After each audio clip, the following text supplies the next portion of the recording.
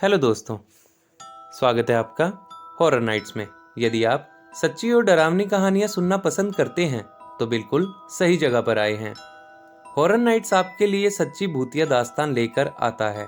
आज की घटना आपके साथ शेयर की है सुबोध जी ने, जो कि पेशे से एक स्टेशन मास्टर हैं, जिनकी ज़िंदगी में बहुत से किस्से रहे हैं, कुछ अच्छे और कुछ डरावने और बुरे। उन्हीं डरावने किस्सों में से एक किस्सा मैं आपको सुनाने जा रहा हूँ।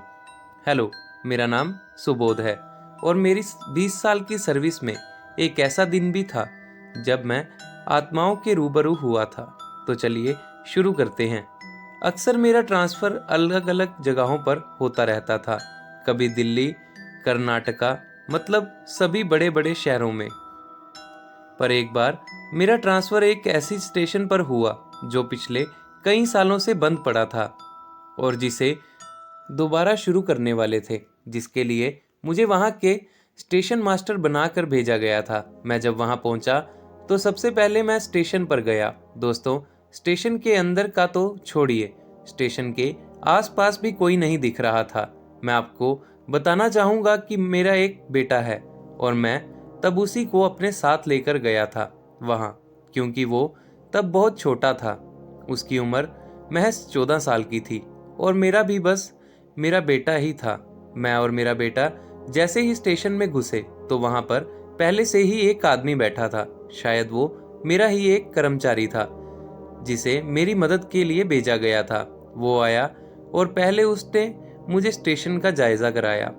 स्टेशन देखने के बाद उसने कहा कि सर, आपका क्वार्टर भी यहीं पास में ही है, चलिए आपको ले चलता हूँ। और हम स्टेशन से बाहर आ गए।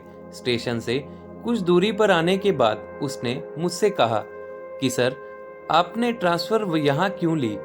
मैंने कहा, अरे भाई, ऐसा क्या हुआ? तो उसने कहा, सर आपको नहीं पता, ये स्टेशन भूतिया है। मैंने कहा, अरे यार, क्या तुम सब इन बातों पर विश्वास करते हो? तो उसने कहा, सर इस सब के पीछे एक कहानी है। सर, लोगों का कहना है कि आज से 25 साल पहले 1967 में इस स्टेशन का उद्घाटन किया गया था। सब कुछ सही चल रहा था, पर वहाँ कुछ आवारा लड़के बैठना शुरू हो गए जो अक्सर आती जाती महिलाओं को छेड़ा करते थे। पर ऐसा कहा जाता है कि एक दिन उन्होंने ज्यादा शराब पी ली हुई थी और वहाँ एक ट्रेन से लड़की उतरी आधी रात के पहर में, जिसके साथ उस लड़कों ने गलत काम किया और वहीं स्टेशन पर ही कहीं मारकर फेंक दिया। और जितने भी लोग स्टेशन पर थे उनमें से किसी एक ने भी उस बेचारी की मदद नहीं की, जिस वजह से वो तड़प तड़प कर मर गई। पर जाने से पहले उसने चीख चीख कर सबसे कहा था, मैं अपना हिसाब जरूर लूंगी। पर सब लोगों ने एक गलती कर दी, जो उस वाक्य को महज एक हादसा समझ भूलने लगे। पर एक दिन रात के समय स्टेशन पर कुछ ऐसा हुआ जिसने सब कुछ तहस नहस हो गया। स्टेशन पर जो स्टेशन मास्टर था, उसे अचानक अपने कमरे में बैठे बैठे कुछ लोगों के चीखने चिल्लाने की आवाजें आने लगी, मानो कोई जोर जोर से रो रहा हो, कभी किसी लड़की की तो कभी किसी लड़के की। पर स्टेशन मास्टर के कमरे की किसी ने बाहर से कुंडी लगा दी थी, जिस वजह से वह ये तो नहीं जान पाया कि ये आवाजें कहाँ से आ रही थी। पर अचानक कुछ देर बाद वो आवाजें आनी भी बंद हो गई। सुबह होते ही दूसरा स्टेशन मास्टर आया तो उसने कमरे का दरवाजा खोला और जब दोनों ने बाहर जाकर देखा तो पता चला कि 4 लोगों को किसी ने बेरहमी से मौत के घाट उतार दिया है। और पुष्टि करने पर पता चला कि ये वही बदमाश हैं जिन्होंने उस रात उस लड़की के साथ गलत काम किया था।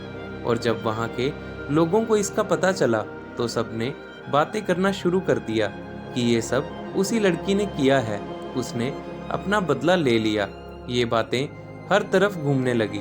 उसके बाद धीरे धीरे स्टेशन वीराने में कहीं खो गया और ट्रेन भी रुकनी बंद हो गई। इस बात में कितनी सच्चाई है और कितना झूठ, ये तो मैं नहीं जानता। बस सर, आप थोड़ा ध्यान रखना और कोशिश करना कि रात के समय से पहले ही यहाँ से निकल जाना क्वार्टर की ओर। क्वार्टर में पहुंचकर रवि ने, मैं आपको बता दूं कि रवि उसी कर्मचारी ने अपना नाम बताया था। उसने सारा सामान अंदर रखवाया और कहा कि यदि आपको किसी चीज की जरूरत हो तो मैं यहीं 2 क्वार्टर छोड़कर ही रहता हूँ, आप मुझे बेझिझक बता देना। ये बोलकर वो आता हूँ बोलकर कर चला गया। इस सब से मेरा बेटा बहुत डर चुका था और मुझे भी थोड़ा थोड़ा डर लगने लगा। अगले दिन सुबह खाना बनाकर मैं तैयार होकर अपने स्टेशन की ओर चल दिया। कल की तरह ही कोई भी स्टेशन पर नहीं था, बस रवि 3-4 काम करने वाले लोगों को लेकर मेरा वहां इंतजार कर रहा था। पर वो मजदूर बार बार काम करने से मना कर रहे थे। जैसे तैसे हमने उन्हें काम करने के लिए तो मना लिया, पर उन्होंने एक शर्त रखी कि सूरज ढलने से पहले वे अपने अपने घर की तरफ चल देंगे, जिससे मुझे कोई आपत्ति नहीं थी। और साफ सफाई और पेंट का काम शुरू हो गया और शाम होते ही हम सब वहां से आ गए। ऐसे ही 3 दिन तक चला, पर आज रवि की छुट्टी थी और पेंट का काम चालू था, जिस वजह से मैं अकेला ही काम करवाने लगा। और शाम होते ही वे मजदूर तो अपने घर चले गए, मगर मैं कमरे के वॉशरूम में चला गया और गलती से वो मजदूर जाते समय शायद मुझे बाहर से बंद कर गए। मैंने बहुत आवाज लगाई मगर कोई नहीं आया। चलो सुबह चला जाऊंगा, आज यहीं रुक जाता हूँ। मन में थोड़ी हिचकिचाहट थी, पर यह सोचकर मैं वहीं रुक गया, जो शायद जल्द ही मेरे जीवन की सबसे बड़ी भूल साबित होने वाली थी। बाहर गुप अंधेरा हो चुका था, जिसका पता मुझे हमारे कमरे की खिड़की से पर चला।